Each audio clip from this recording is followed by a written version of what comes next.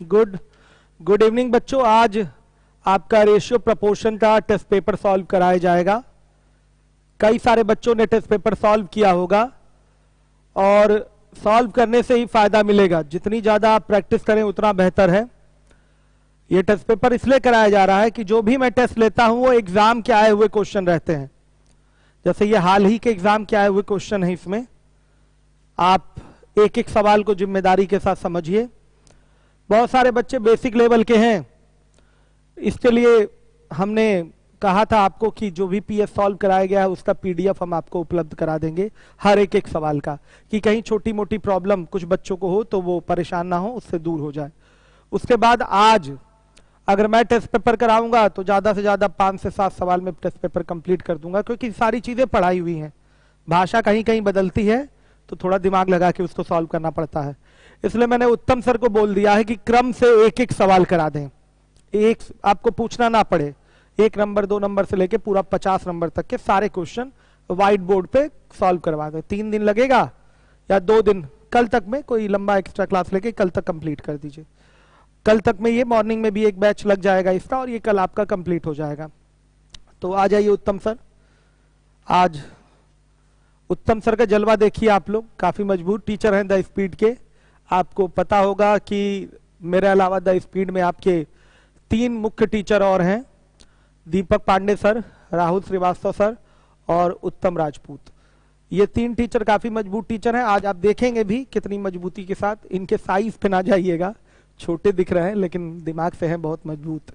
ठीक है बच्चों, तो ये क्वेश्चन काफी अच्छे से सारी चीजें आपको कराएंगे, आपको पूछना नहीं पड़ेगा, एक एक सवाल ये कराएंगे टेस्ट पेपर के। तो जिम्मेदारी के साथ टेस्ट पेपर सभी लोग अपना डाउनलोड कर लें और उसके बाद थोड़ा टाइम दे दीजिएगा, बच्चे क्वेश्चन देख लें, आप क्वेश्चन पढ़ दीजिएगा, उसके बाद ये सॉल्विंग करा देंगे। ठीक है, ठीक है बच्चों, आप लोग करिए टेस्ट पेपर सॉल्व करिए, हमारी जरूरत इसमें नहीं है, सारी चीजें मैं आपको पढ़ा चुका हूं। मैं आऊंगा 9:15 पे वर्क एंड टाइम पढ़ाने के लिए आप लोगों को, 9:15 पे। Okay, thank you.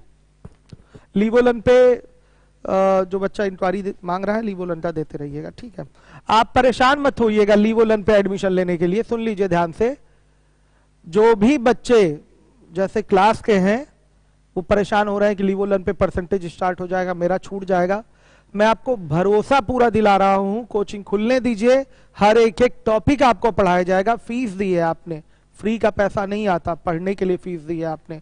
हर एक एक चीज आपको पढ़ाई जाएगी, कहीं से भी पैनिक ना होइए, हर एक एक चीज कवर कराया जाएगा कोचिंग ओपन होने के बाद। ठीक है बच्चों, ओके, थैंक यू। उत्तम सर क्वेश्चन कराएंगे। टेस्ट पेपर फेसबुक से भी मिलेगा और इसके डिस्क्रिप्शन में भी पड़ा हुआ है, कमेंट में भी डाल दिया क्या आपने लिंक? टेस्ट पेपर का कमेंट में भी लिंक डाल दिया गया है, यहां से डाउनलोड कर लीजिए। और बाबू आपको टेस्ट तो पहले दे देना चाहिए था, अभिषेक दुबे, आप अभी तक टेस्ट पेपर नहीं है आपके पास, इसका मतलब आपने टेस्ट ही नहीं दिया है।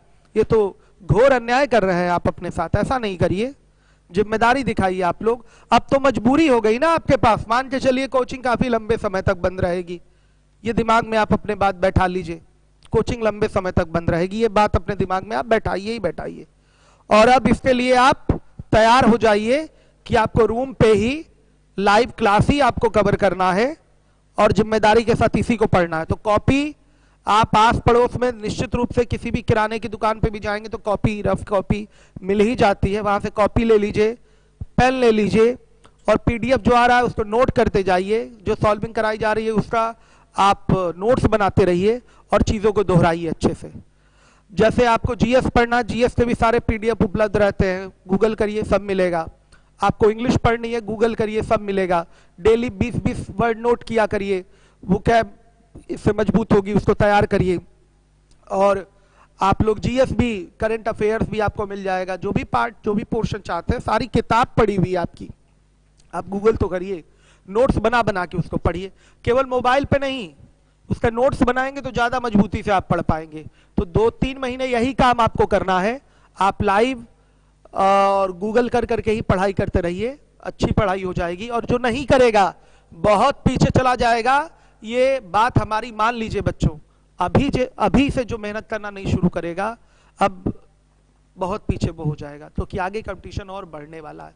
मैं आपको डरा नहीं रहा हूं, आपको ये सच्चाई मैं बता रहा हूं कि जो अभी से मेहनत नहीं करेगा वो आगे बहुत परेशान होगा, क्योंकि 4 महीने 3 महीने की अगर पढ़ाई छूट गई तो बच्चों सब भूल जाता है, ये हमें बहुत अच्छे से पता है। जिम्मेदारी के साथ लग जाइए, कोई ऑप्शन नहीं है आपके पास पढ़ाई के अलावा। पढ़ाई करिए और पढ़ाई करिए, बस पढ़ाई करिए। रूम में आप लॉक है, पढ़ाई ईमानदारी से करिए, अच्छे से पढ़िए बच्चों, सपोर्ट आपको यहाँ से हमेशा मिलता रहेगा। फिर से मैं बता दूं, कल परसेंटेज लीव ओलंपिक स्टार्ट हो रहा है, तो कोई भी बच्चा परेशान नहीं होगा जो पुराना सिविल लाइंस का स्टूडेंट है कि आप यूट्यूब पे नहीं पढ़ा रहे हैं।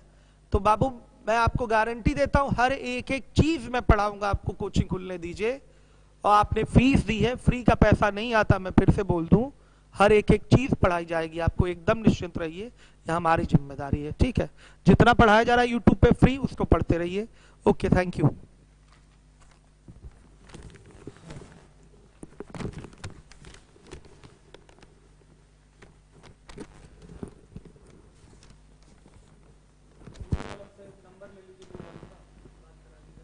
नंबर दे दीजिए उसमें।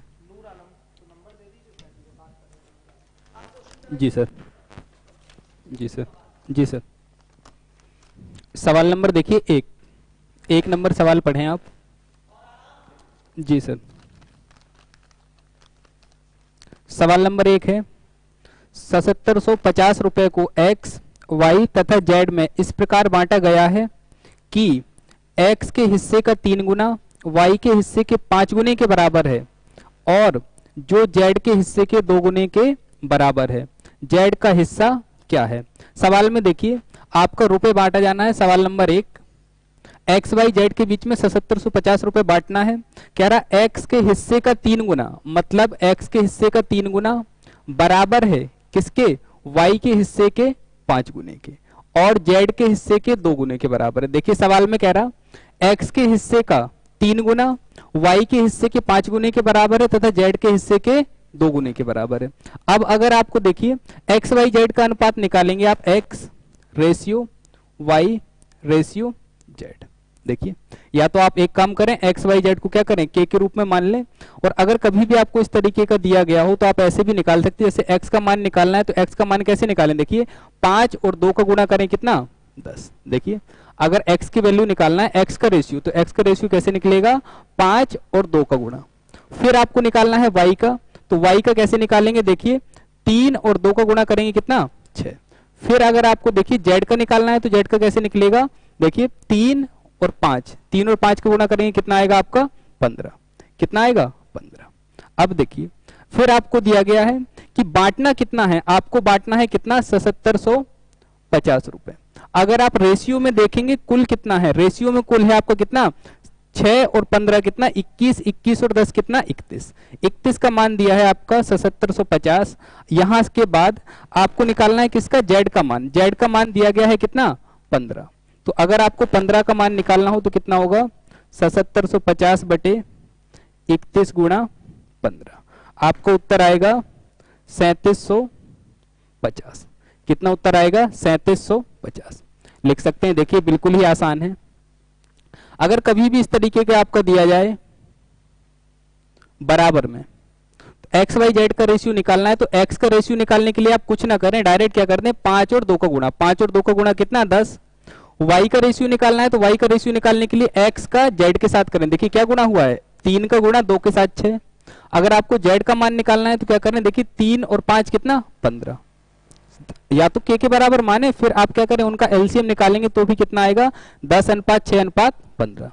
अब देखिए ये रेशियो बांटना था किसमें? 7750 रुपए बांटना है 10:6:15 में। तो अगर टोटल देखेंगे तो देखिए 25, 25 और 6 31। 31 का मान है 7750 रुपए। 15 का मान निकालना है, किसका मान निकालना है? जेड का मान। तो जेड का मान कितना निकलेगा? 15 कितना आएगा? 3750 रुपए। इसके बाद देखिए सवाल नंबर 2। सवाल नंबर 2 देखें, कमेंट भी दिए गए हैं आपके। नूर आलम को दीजिए, आप फोन नंबर दे दीजिए नूर आलम को।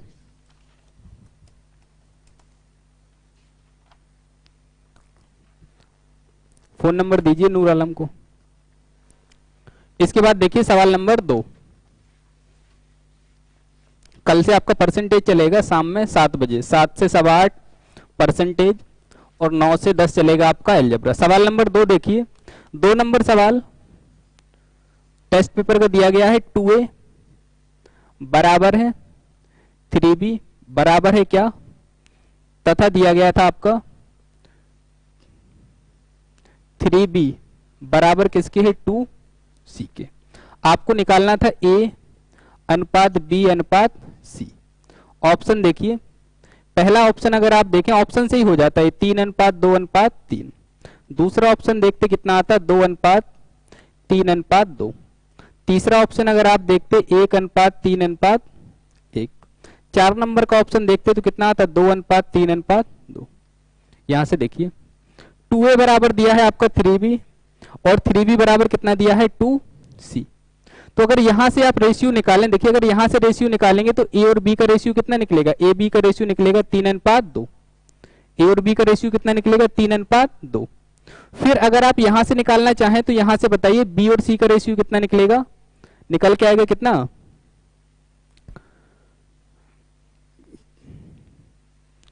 कितना 2 अनुपात 3।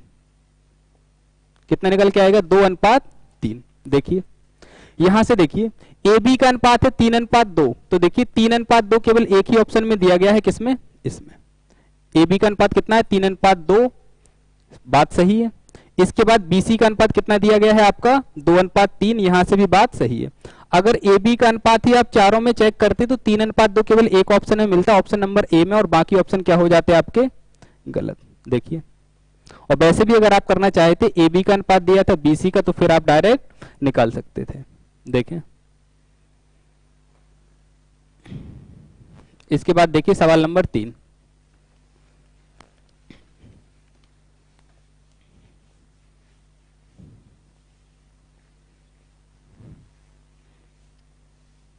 इसके बाद देखिए सवाल आपका दिया गया है 3 नंबर सवाल को देखिए, P तथा Q अपने लाभ को 5 अनुपात 3 में बांटते हैं। अंततः P अपने हिस्से का 1/5 भाग तथा Q अपने हिस्से का 1/3 भाग R को दे देता है। तदनुसार P तथा Q तथा R के हिस्सों के बीच अनुपात बताइए। सवाल नंबर 3 देखिए, आपके दो हिस्सेदार थे कौन, P और Q। ये जो लाभ था वो आपका लाभ किस अनुपात में बांटते थे, 5-3 के अनुपात में। इसको मान ले 50, इसको कितना मान ले 30। कितना माने इसको 30। एक और आपका हिस्सेदार आया कौन, R।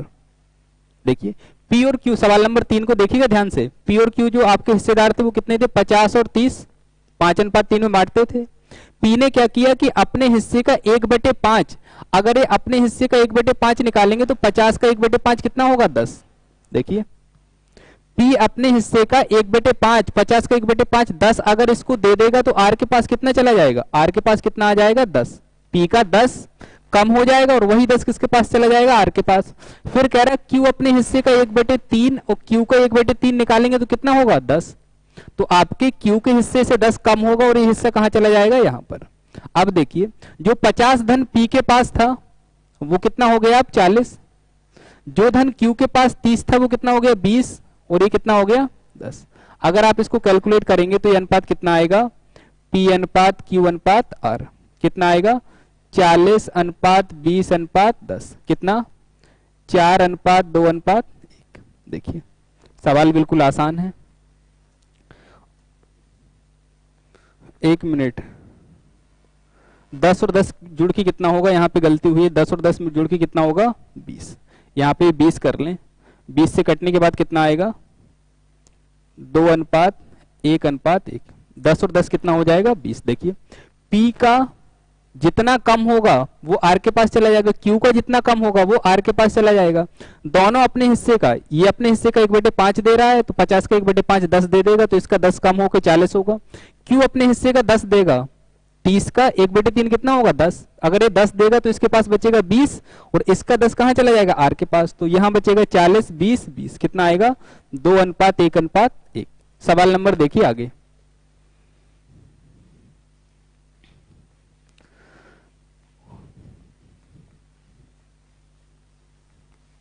इसके बाद देखिए, इसके बाद आपका दिया गया है सवाल, A और B के वेतनों का योगफल 43,000 रुपए है। ए अपने वेतन का 95% खर्च करता है, बी अपने वेतन का 80% खर्च करता है। यदि उनकी बचत समान है तो ए का वेतन बताइए। देखिए ए और बी का जो वेतन का योग है वो कितना है, सवाल नंबर 4। ए और बी के वेतन का योग कितना है आपका, 43,000।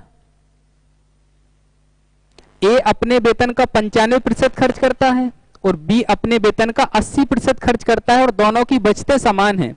यदि दोनों की बचतें समान है तो बताइए ए की बचत, हालांकि आपको लिखना नहीं चाहिए, ए की बचत बराबर क्या होगा, बी की बचत। देखिए ए की बचत बराबर क्या होगा, बी की बचत।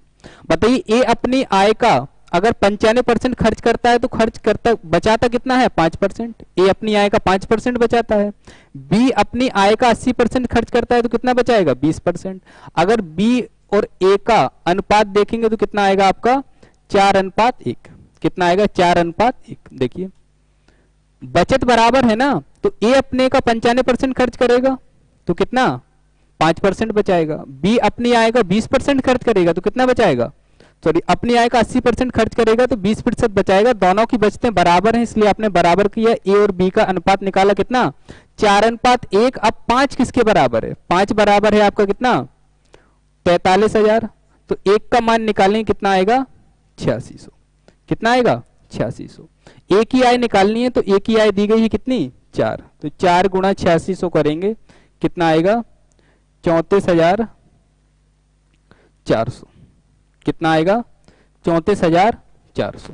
देखिए बिल्कुल ही आसानी से आपका सवाल लगता आपको दिया था कि दोनों की बचतें बराबर हैं तो आपने क्या किया, बचत बराबर। जैसे कि मान लीजिए मैं 100 रुपए कमाता हूं और अगर अपनी आय का 80% खर्च कर देता तो अपनी आय का बचाऊंगा कितना, 20%। अगर आपकी आय है 200 रुपए और आप अपनी आय का 90% खर्च कर देते हैं तो आप अपनी आय का कितना बचाएंगे, आप अपनी आय का कितना बचाएंगे, 10%। तो अगर हम दोनों की आय बराबर है तो मेरी आय का 20% आपकी आय के 10% के बराबर होगा। देखिए सवाल नंबर देखिए 5।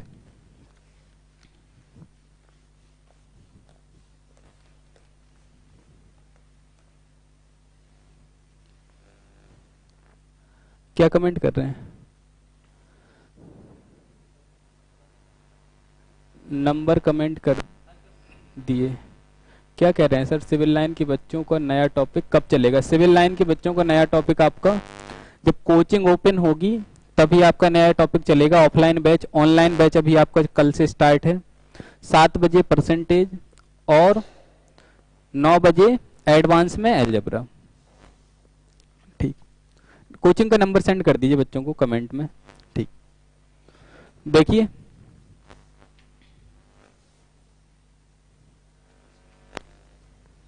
सवाल नंबर देखिए 5 नंबर सवाल है आपका। दो संख्याओं का अनुपात 3:4 है। प्रत्येक में 30 बढ़ाने पर अनुपात 9:10 हो जाता है। आप देखिए जो दो संख्याएं हैं उनका अनुपात कितना है, 3:4। अगर दोनों संख्याओं में आप 30-30 बढ़ा दें, अगर दोनों संख्याओं में 30-30 बढ़ा दें तो यही अनुपात कितना हो जाता है, 9:10। देखिए यहां से देखिए, आप इस सवाल को बेसिक से भी लगा सकते थे, क्रॉस प्रोडक्ट मेथड से भी लगा सकते थे और आप अंतर से भी लगा सकते। अगर इन दोनों ही संख्याओं में, पहले अनुपात था 3:4, अगर इन दोनों ही संख्याओं में 30 बढ़ाया है तो दोनों संख्याएं बराबर बढ़नी चाहिए। आप खुद बताइए, पहले 3 थी संख्या, फिर क्या थी, 4, दूसरी थी 4। अगर दोनों संख्याओं में 30-30 बढ़ाया तो इनके अंतर कैसे होने चाहिए, बराबर। अगर देखिए 3 और 9 का अंतर देखेंगे तो कितना आएगा, 6। अगर यहां पे अंतर देखेंगे तो कितना आएगा, 6। देखिए यहां पे तो अंतर बराबर है, अगर अंतर बराबर ना हो तो अंतर बराबर कर लें। देखिए यहां पे तो दोनों अंतर बराबर थे ना, तो बताइए दोनों संख्याओं को कितना बढ़ाया गया, बराबर होना चाहिए। अगर दोनों संख्याओं को बराबर बढ़ाया जाए या दोनों संख्याओं को बराबर घटाया जाए तो हमेशा ही आप दूसरे तरीके से करेंगे, रेशियो से। दोनों के रेशियो में क्या होनी चाहिए, समान वृद्धि। इसके भी अनुपात में समान वृद्धि, दूसरी संख्या के भी अनुपात में समान वृद्धि। देखिए दोनों को 6 बढ़ाया गया और 6 किसके बराबर है, 6 बराबर है 30 के बराबर, तो 1 किसके बराबर होगा, 1 बराबर होगा किसके, 5 के बराबर। 1 बराबर किसके होगा, 5 के।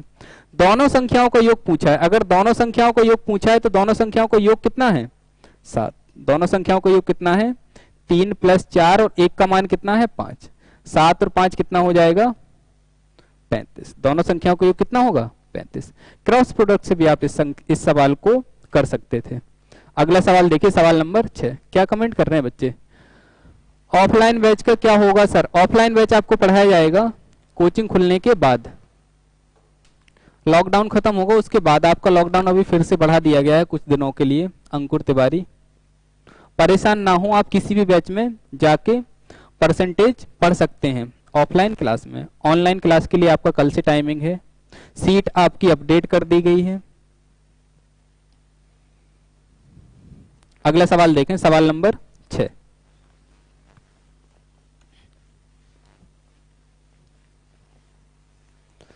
सवाल नंबर 6 देखिए, 6 नंबर सवाल में कहा गया है x माइनस वाई, इसके बाद अनुपात y माइनस जेड, इसके बाद क्या है आपका z माइनस के। ये अनुपात किसकी में दिया था? 3:2:5। और आपको जो मान निकालना है वो मान निकालना है आपको x plus k upon Z.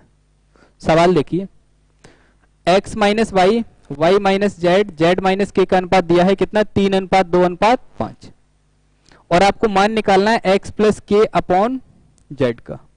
अगर आप यहां से सवाल को देखिए, करने के कई तरीके हैं।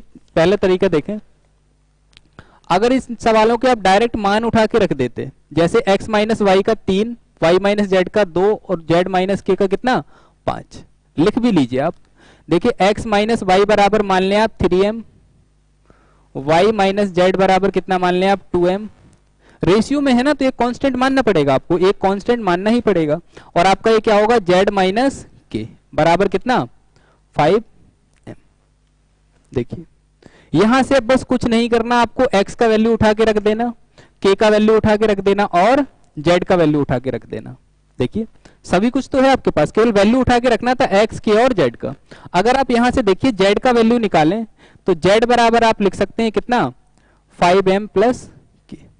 देखिए अगर आप यहां से z का वैल्यू निकालना चाहें तो क्या k उस तरफ जाएगा कितना 5m प्लस k।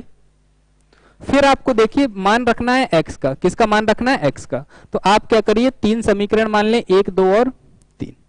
अगर तीनों समीकरणों को आप जोड़ दें, अगर तीनों समीकरणों को क्या कर दें आप जोड़ दें, अगर तीनों समीकरणों को जोड़ेंगे तो देखिए y से y कटेगा, z से z कटेगा और कितना बचेगा x माइनस के बराबर कितना 10m। और अगर x का अकेला मान निकालना चाहें तो क्या निकलेगा 10m प्लस के। देखिए x का मान भी आ गया आपके पास। अगर 3 समीकरण दिए गए थे, z का मान निकालना है तो k को उस तरफ ले गए 5m प्लस के, और तीनों समीकरणों को अगर जोड़ेंगे तो निकलेगा x माइनस के बराबर 10m। तो x बराबर कितना होगा आपका? देखिए x बराबर कितना होगा 10m प्लस के। x का मान उठा के रख दीजिए आप। x का मान अगर उठा के रखेंगे तो ये होगा कितना 10m प्लस के। x का मान कितना होगा 10m प्लस के, और k पहले से है, और नीचे z का भी मान उठा के रखेंगे कितना 5m प्लस के। ऊपर से 2 कॉमन ले लें आप, तो ऊपर से 2 कॉमन, देखिए k और k कितना हो जाएगा 2k, तो 2 कॉमन लेंगे तो कितना बचेगा 5m प्लस के, और नीचे भी कितना होगा 5m प्लस के। दोनों ही कट जाएंगे, उत्तर कितना आएगा 2। उत्तर कितना आएगा 2। सवाल बिल्कुल आसान है। तीनों समीकरणों को आपको एक कांस्टेंट के रूप में लिख लेना। पहले z का मान निकाल लें कितना 5m प्लस के, उसके बाद तीनों समीकरणों को जोड़ के x का मान भी निकाल लें, और x का मान और z का मान जो पूछा गया है उसमें रखें। कितना आएगा उत्तर 2। देखिए इसके बाद सचिन पाल कमेंट कर रहे हैं 15, 18, 20, 22, 23 सारे ही सवाल आपको करवाए जाएंगे। रेगुलर क्लास आपकी चलती रहेगी, ये रेगुलर ही क्लास चलेगी। ठीक,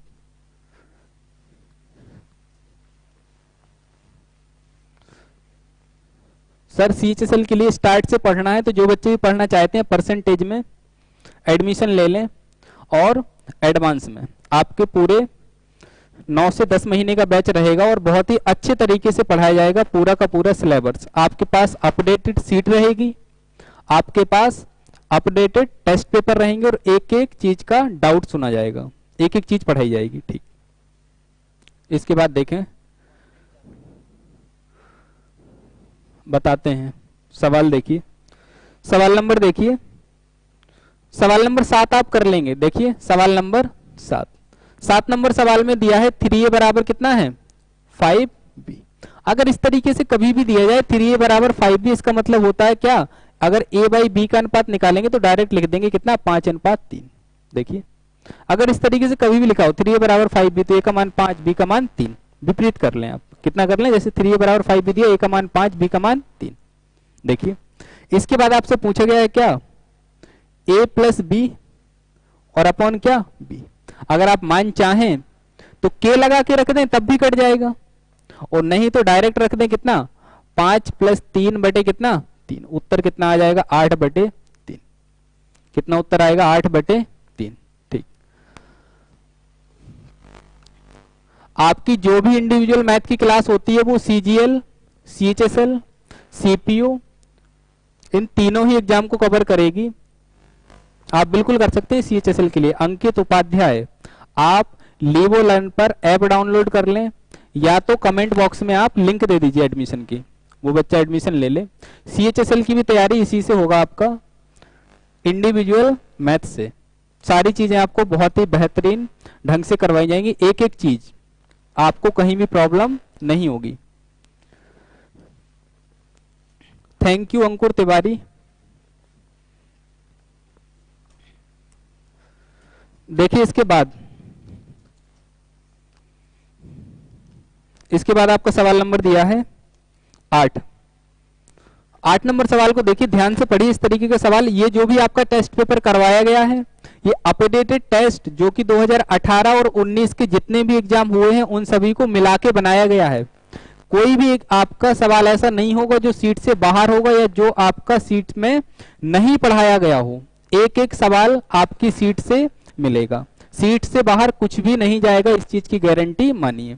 अगर आपने सीट पढ़ लिया, प्रीवियस ईयर पढ़ लिया और ST लगा ली तो आपका वनडे एग्जाम नहीं रुकने वाला, ये बात लिख के ले लीजिए।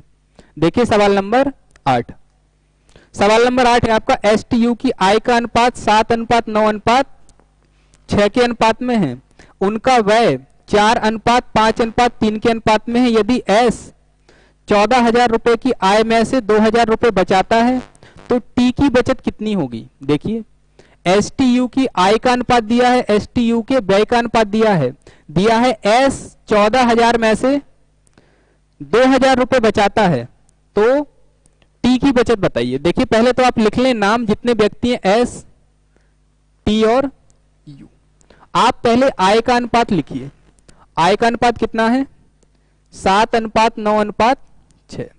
फिर देखिए आप इनकी व्यय का अनुपात लिख लें, व्यय का अनुपात दिया गया है कितना 4:5:3।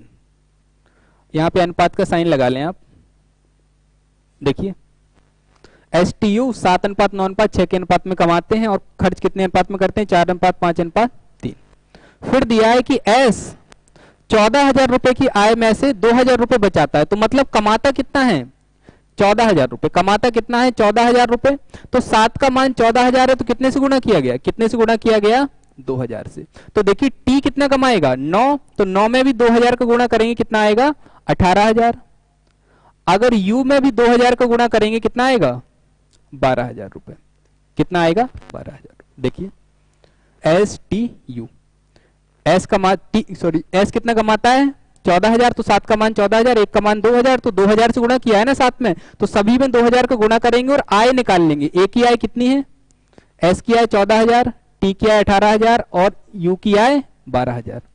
फिर आपका दिया है कि जो S की बचत है, वो बचत कितनी है 2,000।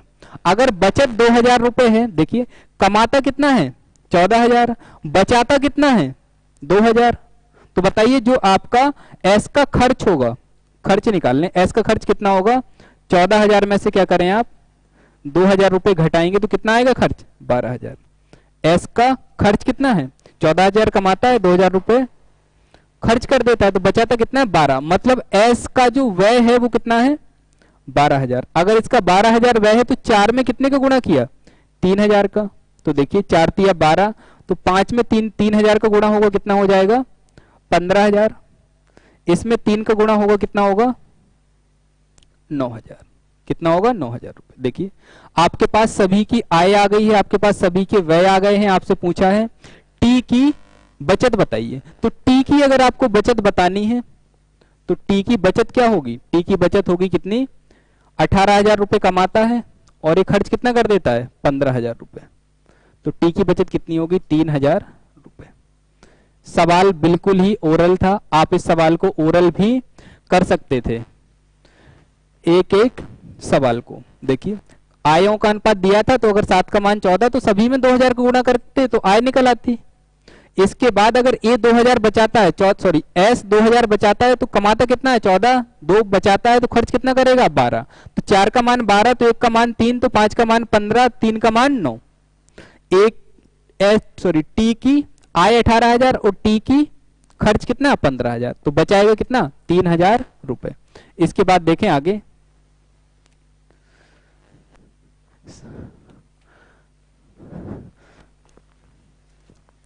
देखें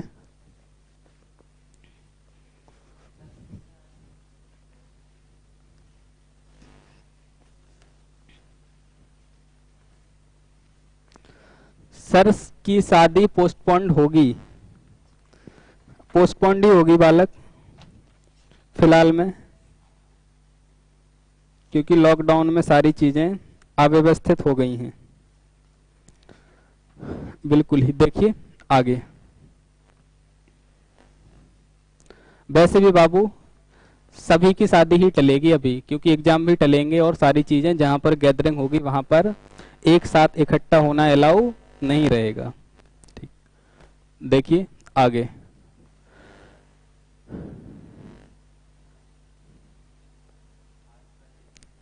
आर्ट का जीटीओ कैसे होगा? पूरा ही करना होगा। वैसे भी इसमें कुछ नहीं था बाबू, फिर भी आपको बताएंगे। सवाल नंबर देखिए 9, शिवम कुमार यादव। 9 नंबर सवाल देखें। 9 नंबर सवाल में देखिए आपका दिया है, एक मिश्रण में अम्ल और जल 7:3 के अनुपात में है। यदि उसमें 4 लीटर जल मिला दिया जाए तो अम्ल और जल का अनुपात 7:4 हो जाता है। ओरल बता सकते थे, तो मिश्रण में अम्ल की मात्रा, तो क्या बताना है? मिश्रण में अम्ल की मात्रा। यहां से देखिए, अगर एसिड और वाटर दोनों का अनुपात देखा जाए तो दोनों का अनुपात कितना है? पहले था अम्ल 7 और वाटर कितना था? 3। फिर आपने 4 लीटर क्या किया है? 4 लीटर पानी मिला दिया। अगर आपने 4 लीटर पानी मिला दिया तो कितना हो गया? 7:4। ओरल लगा सकते थे आप इस सवाल को। कोई आपका मिश्रण है, उसमें से एसिड वाटर का रेशियो 7:3, फिर आपने उसमें पानी मिला दिया। आपने क्या किया? उसमें पानी मिला दिया, तो फिर अनुपात कितना हो जाता है? 7:4। ये सवाल एग्जाम में आने वाले सवालों का बिल्कुल फेवरेट है, हमेशा ही आता है। कई बार रेशियो बराबर नहीं रहता, कई बार रेशियो बराबर रहता है। अगर रेशियो बराबर है, अगर रेशियो जो चीज कांस्टेंट है, जैसे देखिए कोई आपका मिश्रण होगा, उसमें एसिड पानी है, आपने पानी मिला दिया तो एसिड तो बराबर है। तो आप हमेशा ही इन सवालों में क्या करते हैं कि जो चीज कांस्टेंट है, जैसे कि यहां पर एसिड क्या है? जैसे यहां पर एसिड क्या है? कांस्टेंट। एसिड क्या है? कांस्टेंट। अगर एसिड कांस्टेंट है तो पानी मिलाने से पहले एसिड की मात्रा, पानी मिलाने के बाद एसिड की मात्रा क्या होनी चाहिए? बराबर। तो यहां तो बराबर है, अगर बराबर नहीं होती तो बराबर करते। तो अगर एसिड बराबर है तो बताइए यहां पर कितने यूनिट मिलाया गया पानी? 1 यूनिट। कितने यूनिट मिलाया गया? 1 यूनिट। इसी 1 यूनिट का मान कितना है? 4 लीटर। अगर इसी 1 यूनिट का मान देखिए कितना मिलाया गया है पानी? कितना मिलाया गया है? 1 यूनिट। और मात्रा में कितना दिया है? 4 लीटर। अगर 1 यूनिट बराबर 4 लीटर तो 7 यूनिट बराबर कितना होगा? देखिए प्रारंभ में मिश्रण कितने का होगा? 7 और 3 10। कितना दिया है? 1 मिनट, कहीं पे गलती हुई है। मिश्रण में अम्ल की मात्रा, हाँ पूरा मिश्रण नहीं पूछा है, अम्ल की मात्रा पूछिए। पूरा तो वैसे कितना हो जाएगा? 7 3 10। पूरे कितने का होगा? 40 का। और इसमें एसिड की मात्रा कितनी होगी? एसिड की मात्रा कितनी होगी? एसिड होगा आपका 7 यूनिट। तो 7 यूनिट का मान कितना होगा? 7 गुणा 4 बराबर कितना? 28 लीटर। कितना होगा? 28 लीटर। बिल्कुल ही इंपॉर्टेंट सवाल है, आप ध्यान से देखें। अगर कुल मात्रा पूछी जाती तो कुल मात्रा कितनी हो जाती? 7 3 10, 10 का मान 40। अगर पानी की मात्रा पूछता तो 3 3 का मान कितना? 3 गुणा 4 बराबर कितना? 12। कुछ भी पूछा जाए आप कर सकते हैं। ये सवाल कांस्टेंट पर आधारित होगा, जब एक चीज कांस्टेंट रहे दूसरी चीज मिलाई जाए। पहले भी एसिड साथ था, बाद भी एसिड साथ है, मिलाया क्या गया था, केवल और केवल पानी। तो यहाँ बराबर है तो फिर तो सवाल बिल्कुल ओरल। 1 का मान 4, 7 का मान 28, खत्म। इसके बाद देखिए एसिड की मात्रा, हाँ एसिड की मात्रा निकालना है बाबू, मैं गलत पढ़ लिया था, मुझे लगा टोटल मात्रा निकालनी है। तो कितना 10, 40 आंसर आना चाहिए, ठीक। इसके बाद देखिए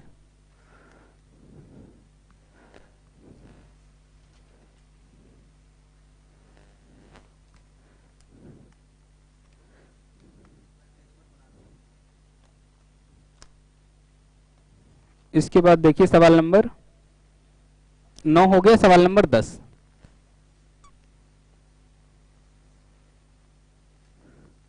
सवाल समझ में नहीं आ रहा है बच्चे, क्या पूछ रहे हैं? सर वर्क एंड टाइम की क्लास कब से चलेगी? 9:15 से चलेगी आपकी वर्क एंड टाइम की क्लास। देखिए ठीक, आप उसमें नंबर भी रिप्लाई करते रहा कीजिए, जो भी बच्चे पूछा करें, ठीक है ना? ठीक, क्या कर रहे हैं बच्चे कमेंट?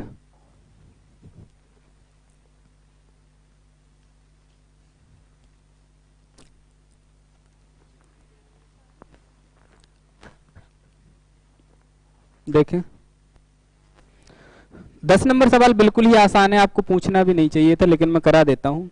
एक्स और वाई के अंकों का अगर आप अनुपात देखें, अंकों का अनुपात कितना है? 4:7। कितना है? 4:7। एक्स के अंक दिए गए हैं, एक्स के अंक कितने दिए गए हैं? 140। तो 4 का मान कितना है? 140। देखिए अगर x के अंक दिए गए हैं तो 140 है, तो 4 का मान 140, तो कितने से गुणा किया गया? अगर आप देखेंगे तो कितने से गुणा किया गया? 35 से। देखिए 35 दूनी 70 और 70 का 2 गुना कितना? 140। x का मान 4, y का मान 7। तो 4 का मान 140, तो 1 का मान 35। तो अगर देखिए y का मान निकालना है तो इसमें भी 35 से गुणा करें। 7 या 21 और 35 कितना होगा? 245। कितना होगा? 245। सवाल नंबर देखें 11। 11 नंबर सवाल में देखिए, 11 नंबर सवाल तो ओरल है, करवाना भी नहीं है, सीधा कर दीजिए। x/4 बराबर y/5 बराबर z/9। तो अगर आपके हर में कुछ संख्या दी है तो वही अनुपात होगा, के बराबर मानेंगे तो x बराबर 4k, y बराबर 5 z बराबर 9k। कितना हो जाएगा? 4, 5, 9 का अनुपात। Option number B. 11 नंबर नहीं कराएंगे, सेम है। इसके बाद देखिए सवाल नंबर 12।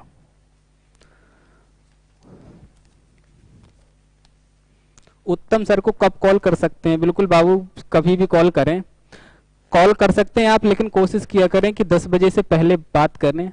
ऐसा ना करें कि 11 बजे करें या 12 बजे करें या 11:30 बजे करें। सभी के लिए रात्रि आराम के लिए होती है, तो आप कभी भी कॉल कर सकते हैं। हालांकि मैं उठाता हूं, बराबर रिस्पॉन्स करता हूं। थोड़ा 1-2 दिन से व्यस्त हूं, तो आपके मैसेज के भी रिप्लाई नहीं कर पा रहा। कई बार काम हो जाते हैं बाबू थोड़े बहुत ज्यादा, लेकिन कोशिश करें कि 10 बजे तक आप बात करें, 10 बजे के बाद नहीं, 10 बजे के पहले। इसके बाद देखें सवाल नंबर 12। मोहम्मद कुनैन खान, ये बच्चा बहुत ही द स्पीड से जुड़ा हुआ है, हमारा स्टूडेंट मोहम्मद कुनैन। धन्यवाद बाबू, बहुत सपोर्ट करते हैं आप, सभी लोग सपोर्ट करते हैं फिलहाल द स्पीड को। इसके बाद देखें सवाल नंबर 12। एक थैले में 10 रुपए, 2 रुपए और 1 रुपए के सिक्के, 10 रुपए, 2 रुपए और 1 रुपए के सिक्के के मूल्य क्रमशः 15:8:1 के अनुपात में हैं। यदि सिक्कों की कुल संख्या 273 है तो सभी सिक्कों का मूल्य ज्ञात कीजिए। क्या करना है आपको? सभी सिक्कों का मूल्य। आप देखिए यहां पर लिख लीजिए पहले सवाल नंबर 12 में किस तरह के सिक्के हैं आपके पास। देखिए आपके पास किस तरह के सिक्के हैं? 10 रुपए का नोट है और 2 रुपए का सिक्का है, और कितने का है? 1 रुपए का सिक्का है। कितने का है? 1 रुपए का सिक्का। आप देखिए इनका जो टोटल प्राइस है, आपका जो टोटल प्राइस है, वो टोटल प्राइस कितना है? 10 रुपए की इनका अनुपात दिया है कितना? 15:8 कितना?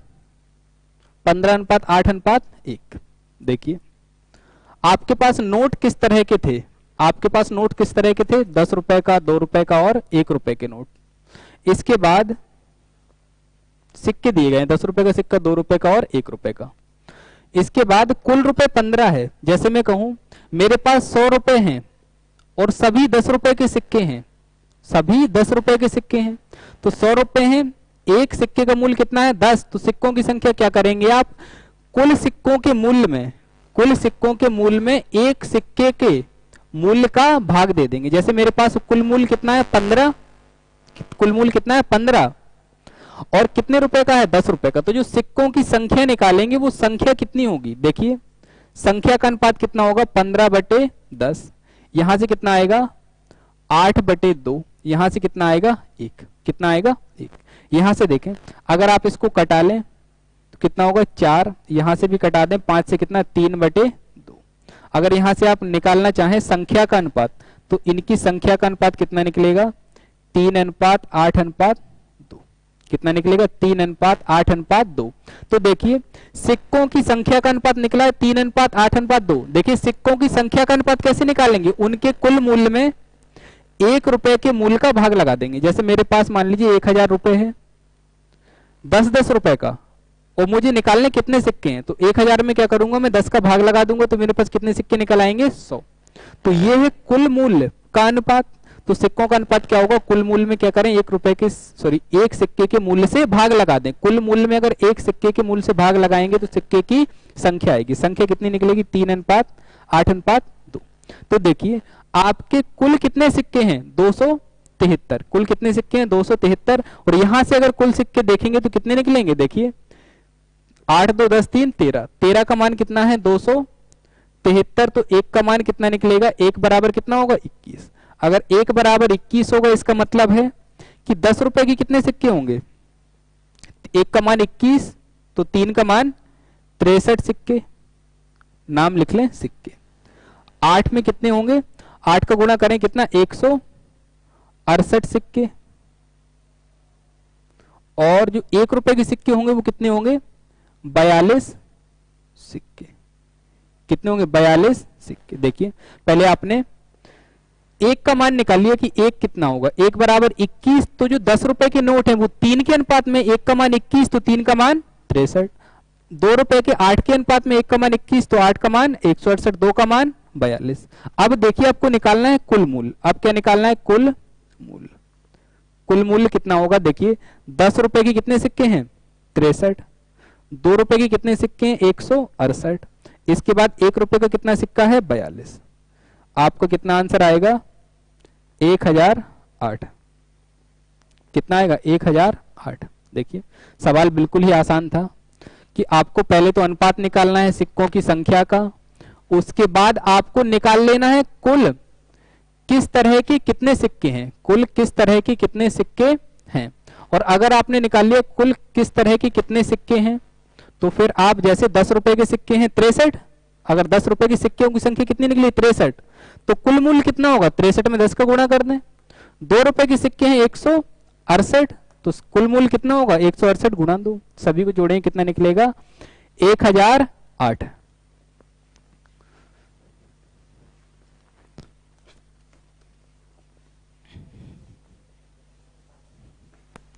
इसके बाद देखिए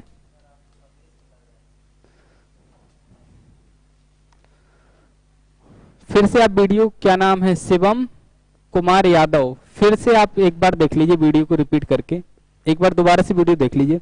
हालांकि इसको मैं दोबारा से आपका जितना भी छूटेगा वो दोबारा से हल करवा दूंगा, ठीक, दोबारा से वीडियो देख लीजिए सारी चीजें। अगर कभी भी आपका ये सवाल आएगा तो आपसे या तो पूछेगा सिक्कों की संख्या या पूछेगा सिक्कों का मूल्य। यहां पे पूछा था सभी सिक्कों का कुल मूल्य कितना होगा, तो आपको निकालना क्या था, सभी सिक्कों का अनुपात निकालना था। सभी सिक्कों के अनुपात से आपको किसके बराबर करना था 273 के, जैसे अनुपात निकला था 3:8:2, तो कुल कितना होगा 13 यूनिट, 13 यूनिट का मान 273, तो 1 का मान कितना 21, तो 10 रुपए के सिक्कों का अनुपात कितना निकला था 3, तो 3 का मान होगा 63। अगर 10 रुपए के 63 सिक्के तो उनका मूल्य कितना होगा 630। अगर 2 रुपए के सिक्कों की संख्या 168 तो कुल मूल्य कितना होगा 168 में क्या करें 2 से गुणा। 1 रुपए के सिक्के 42, तो आपको पता है 1 से गुणा करेंगे कितना आएगा 42, तो सभी को जोड़ेंगे कितना आएगा 1008। इसके बाद देखें सवाल नंबर 13। 13 नंबर सवाल देखें। 13 नंबर सवाल में दिया है राहुल अपनी आय का कुछ भाग खर्च करता है और शेष भाग बचाता है।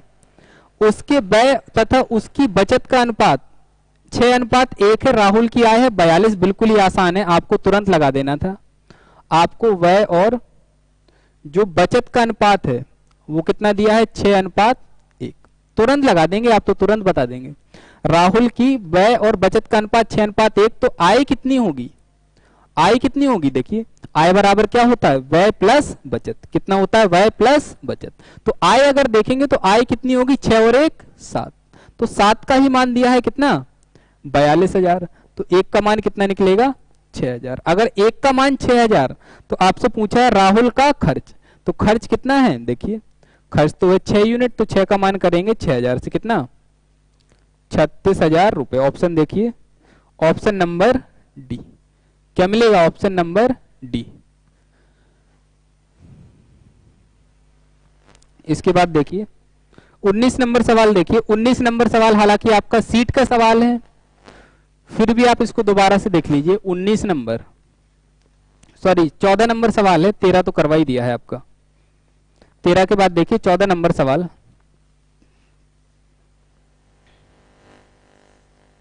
14 नंबर सवाल देखें। ए और बी के पास, नहीं ये छोड़िए आप, इस सवाल को तो सीट में करवाया गया था, आप करिए। सवाल नंबर 14 2 बार करवाया गया है। आंसर आएगा आपको, देखिए पढ़ के बता देता हूं। ए और बी का अनुपात, जीटीओ से करवा देता हूं, चलिए छोड़िए। ए और बी के पास 14 नंबर सवाल देखिए। ए और बी के पास 2:1 के अनुपात में राशि है। ए अपने 2 रुपए को देता है, सॉरी ए बी को 2 रुपए देता है, तो राशि का अनुपात 1:1 हो जाता है। तो उनके पास क्रमशः कितनी राशि थी, आप इसको जीटीओ से भी कर सकते थे। देखिए सर ने ये सवाल करवाया है, कोई भी एग्जाम का सवाल ऐसा नहीं होगा जो सीट से बाहर हो, या आप एक बार सीट सॉल्व कर लें और एग्जाम में सवाल हल ना कर पाए। बस आपको करना क्या होगा कि सीट को बार बार पढ़िए। आप जितनी बार सीट को पढ़ेंगे उतने ही मजबूत होते चले जाएंगे। अगर आपका एक बार बेसिक कंसेप्ट क्लियर है कि भाई मुझे सवाल पढ़ना आता है और सवाल का मतलब निकालना आता है, तो फिर हो ही नहीं सकता कि सवाल ना बने। ओरल करेंगे आप सारे के सारे सवाल, ओरल। देखिए सवाल नंबर 14, ऑप्शन लिख लीजिए आप, जीटीओ से ही कर लीजिए। ए के पास दिया है 12 और 6 रुपए, रुपए रहने दीजिए आप। बी ऑप्शन लिखिए 16 और 8। सी ऑप्शन लिखिए 8 और 4, और डी ऑप्शन लिखिए कितना, 6 और 3। देखिए ए अपना 2 रुपए, ए अपना 2 रुपए, देखिए ए और बी के पास जो धन था वो कितना था, 2:1 के अनुपात में। कितना था, 2:1। तो ये भी 2:1 है, ये भी 2:1 है, सभी ऑप्शन सही हैं। तो जो 2:1 था उसके हिसाब से तो चारों सही हैं। लेकिन अगर ए अपना 2 रुपए बी को देगा तो ये 12 था, 2 रुपए देगा तो ये कितना बचेगा, 10, और इसके पास 2 रुपए आ जाएगा तो कितना होगा, 8। अगर ए अपना 2 रुपए बी को देगा तो जो उनकी धनराशि होगी वो 1:1, 10 और 8 1:1 है क्या, नहीं, तो ये ऑप्शन क्या हो जाएगा, गलत। फिर 16 में से अगर ए अपना 2 रुपए निकालेगा तो इसके पास बचेगा कितना, 14, और अगर इसको देगा तो इसका कितना होगा, 10। अभी भी देखिए इनके पास जो राशि ए ने 2 रुपए निकाल के बी को दिया तो इसका हो गया 14, इसका कितना हो गया, 8 से बढ़ के 10। तो देखिए अभी भी 1:1 नहीं है, तो ये भी ऑप्शन गलत। फिर सी ऑप्शन पे आएंगे तो जब ये अपना 2 रुपए निकाल के देगा तो इसके पास बचेगा 6, और इसके पास 4 से कितना हो जाएगा, 6। देखिए इनके पास जो अनुपात होगा वो कितना होगा, 1:1। कितना होगा, 1:1। तो इसके हिसाब से यही उत्तर होगा क्या, ऑप्शन नंबर सी। इसके बाद देखिए सवाल नंबर, अनिल सर जी मुझे वसीम सर से बात करनी है, नंबर ले लीजिए इनका, बात करवा दीजिएगा। नंबर नोट डाउन कर लीजिए आप, नोट डाउन करिए उसमें कॉपी में कर लीजिए, नोट डाउन वहां पे एक बनाते हैं ये पूरा शेड्यूल, पेन यहीं कहीं होगा, लिख दीजिए बच्चे का नंबर, बात करवा दीजिएगा। ये इंक्वायरी वाले नंबर पे भी आप बात कर सकते हैं,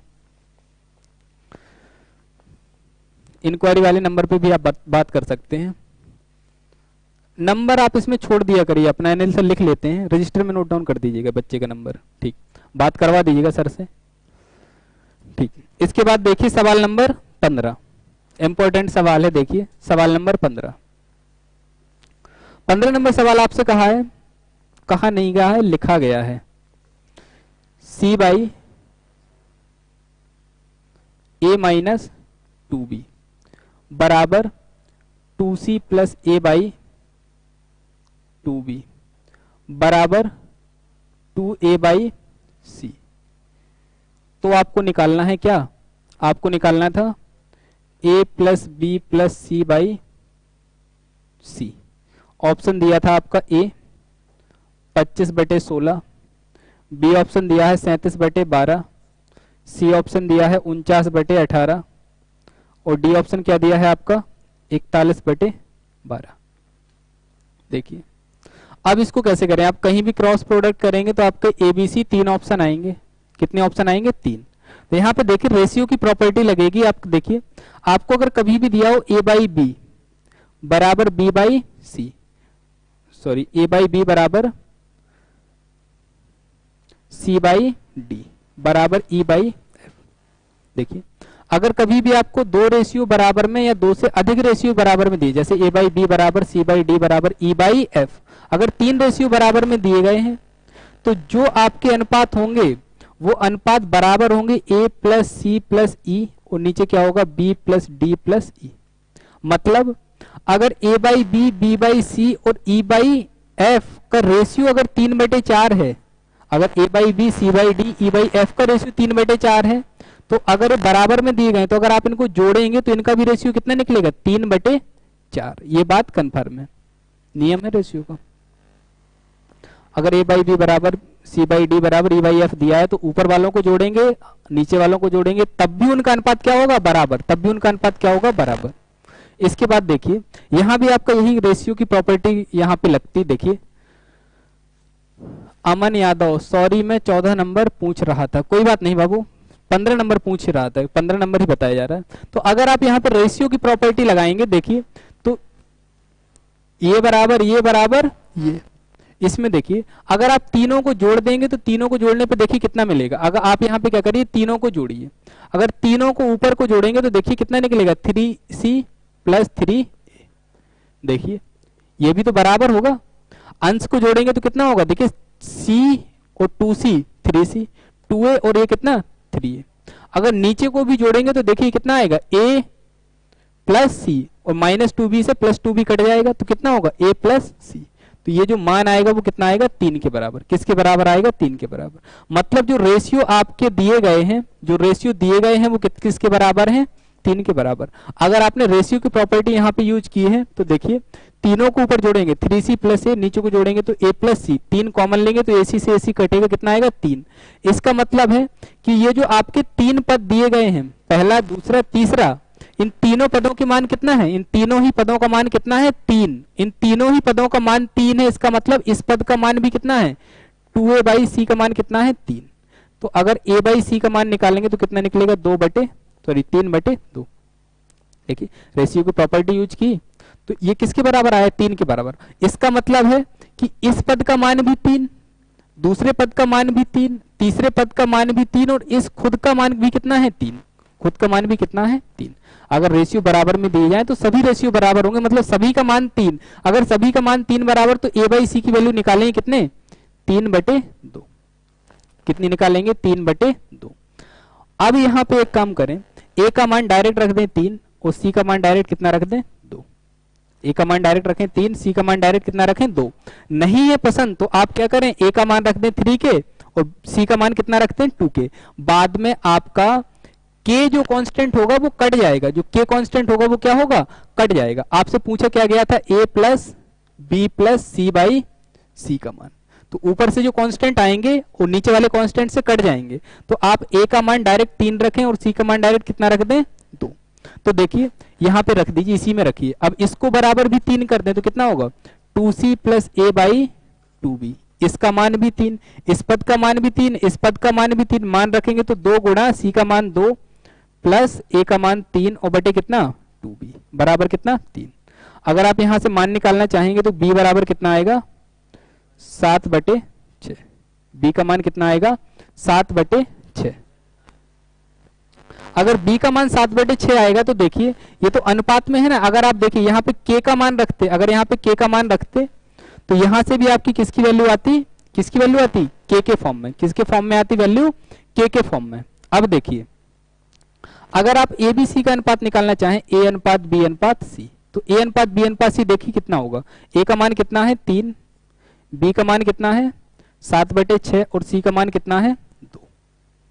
अगर आप इसको नॉर्मल हल करेंगे तो कितना होगा 18:7:12।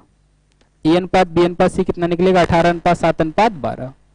बस मान उठा के रख दीजिए, के लगाना हो तो लगा दीजिए। देखिए के अगर लगाएंगे तब भी काम चलेगा, नहीं लगाएंगे तब भी काम चलेगा। तो ए बी सी का अगर योग निकालेंगे तो कितना होगा, देखिए 18 + 12 + 7 और बटे कितना, सी का मान 12, कितना आएगा 37/12। Option number b, option number b. और अगर आप चाहते हैं कि नहीं सर हमको तो यहाँ पे के लगाना है, तो यहाँ पे क्या लगा दें, के। अगर यहाँ पे के लगा देंगे तो यहाँ पे जो 7/6 मान आया था उसमें कितना आएगा 7k/6, कितना आएगा 7k/6। और जब यहाँ पे मान रखेंगे आप 3k, यहाँ पे रखेंगे 2k, यहाँ पे रखेंगे 7/6k, तो k से k कट जाएगा और लास्ट में मान कितना आएगा आपका 37/12। कितना आएगा 37/12। ठीक, आपका अभी समाप्त होता है समय। इसके बाद आप पढ़ते रहें। सीट आपकी देखिए जितनी भी सीट है, आज वाली सीट, आज तो अब टेस्ट सॉल्व करवाया जा रहा है जो भी था। इसके बाद कल एक शेड्यूल रखा जाएगा, उसमें आपका पूरा टेस्ट हल करवा देंगे। इसके अलावा जो भी सीट आपकी दी गई है वो सारी की सारी सीट डिस्क्रिप्शन में दे दी जाती हैं। और आप अनिल सर का अपना मोबाइल नंबर भी उसमें कमेंट कर दीजिए, बच्चों को सीट दे दिया करिए। आप व्हाट्सएप नंबर कर दीजिए कमेंट, उसमें सीट दे दिया करिए। जो भी आपको सीट चाहिए वो अनिल सर से ले लिया करें। ठीक, इसके बाद आप पढ़ते रहें, खुश रहें, कोरोना से मुक्त रहें। ज्यादा से ज्यादा कोशिश करें कि आप गैदरिंग से दूर रहें, कम से कम लोगों से मिलें, घर से बहुत ही कम निकलें। ठीक, हंसते रहें, खेलते रहें और पढ़ाई करते रहें। ठीक, अच्छे मन से पढ़ाई करें, क्योंकि जब भी आप दिमाग स्थिर नहीं होता तो आप पढ़ाई नहीं कर पाते। तो सबसे पहले पढ़ने के लिए जो सबसे आवश्यक चीज है वो क्या है कि आपका दिमाग एक जगह होना चाहिए। और अगर दिमाग एक जगह नहीं है तो फिर आप कुछ ना कुछ गलती करेंगे। तो जब भी पढ़ें पहले दिमाग देख लें कि सही है या नहीं है। ठीक, धन्यवाद। हंसते रहें, मुस्कुराते रहें। आज के लिए इतना ही, धन्यवाद। अजय सर कैसे हैं? अजय सर बिल्कुल ठीक हैं बाबू। अभिषेक दुबे, वर्क एंड टाइम की क्लास चलेगा। एक सॉन्ग आता बाबू, कभी शायरी सुनाएंगे आपको, लेकिन वो समय आने दीजिए। ठीक, धन्यवाद। Maths doubt, love you too बाबू। धन्यवाद आप सभी को।